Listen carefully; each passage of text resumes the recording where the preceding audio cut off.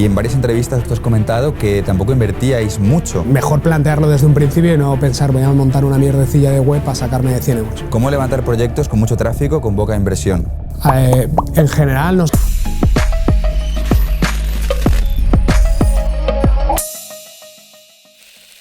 Antes que hablar puramente de tráfico, te quería preguntar por lo que es la parte de levantar un proyecto, por ejemplo, ¿no? Porque yo creo que tú eres muy bueno levantando proyectos a nivel SEO, a nivel de conseguir tráfico rápido, y en varias entrevistas tú has comentado que tampoco invertíais mucho, sobre todo en la fase inicial cuando montabais nichos, después de montar eSocial Web, ¿no? Que fue luego un departamento de la empresa. ¿Cómo levantar proyectos con mucho tráfico, con poca inversión? ¿Cómo lo hacíais? ¿Poníais quizás mucho foco en la parte de keyword research del nicho para que fueran fáciles en cuanto a que hubiera poca competencia o no? ¿Ibais a temáticas muy amplias pero tirabais mucho contenido? ¿Cómo levantabais webs con tan pocos recursos al comienzo? En general, nosotros lo que hemos ido buscando siempre es primero meternos en sectores donde a Google no le gustara meterse. O sea, eso era un foco que teníamos siempre en plan de que no nos pueda matar la empresa que vayamos a montar. Pues nosotros siempre intentamos no pensarlo como un nicho, sino pensarlo como una empresa. O sea, si esto va a acabar teniendo un empaque, pues mejor plantearlo desde un principio y no pensar voy a montar una mierdecilla de web para sacarme de 100 euros. O sea, la idea era vamos a hacer algo grande y vamos a montarlo bien. Entonces la idea era vamos a intentar encontrar sectores o temáticas en las cuales Google no le interese meterse, o si se van a meter va a ser de una forma muy, muy transversal. Entonces ese eran los primeros análisis que hacíamos. En base a eso, al final tener una buena estructura de SEO, o sea, los básicos de SEO, a mí es algo que me ha marcado mucho mis aficiones, ¿no? Las artes marciales. Yo tengo un maestro que siempre me decía, aprende buenos básicos. O sea, y todo en la vida lo he intentado llevar ahí.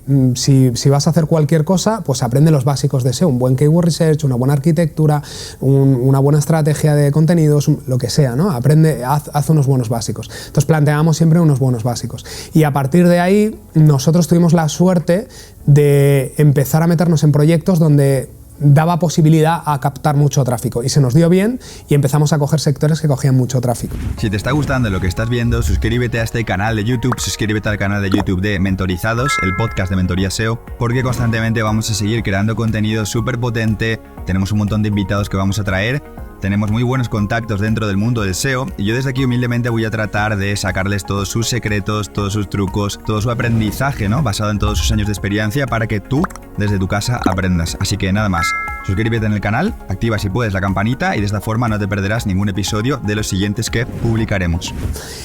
Y eso nos permitió jugar muchísimo con el tráfico y ahí cogimos mucha experiencia y empezamos a encontrar que la captación de tráfico era un valor diferencial que no estaba explotando el resto de SEOs porque no había tenido esa experiencia, porque no tenía esos conocimientos. Entonces, en base a eso, empezamos a usar los recursos que teníamos en función de los diferentes sectores para explotar ese tráfico. Si era un sector que ya teníamos algo montado, empezábamos a encadenar el tráfico entre unas webs y otras y entonces empezábamos a derivar tráfico de unas webs a otras. O si teníamos que abrir un sector nuevo, intentábamos que estuviera muy, muy relacionado con el primer sector donde ya teníamos tráfico para empezar a derivar tráfico relacionado y empezar a empujarlo con ahí. Entonces, bueno, eso quizá es con lo que hemos ido jugando más para hacer crecer los proyectos. Claro, muy diferencial la parte inicial de mandarles tráfico, ¿no? Que también nos comentabas en la comida antes, ya sea con otras redes de blogs, otros portales parecidos de temáticas similares que mandabais tráfico, o ya sea con, también me comentabas, Facebook Ads, puede ser, sí. Que inducís tráfico muy rápido a las webs de nicho cuando las lanzáis, mandáis, pero no mandáis 100 visitas, 500, mandáis miles, ¿no?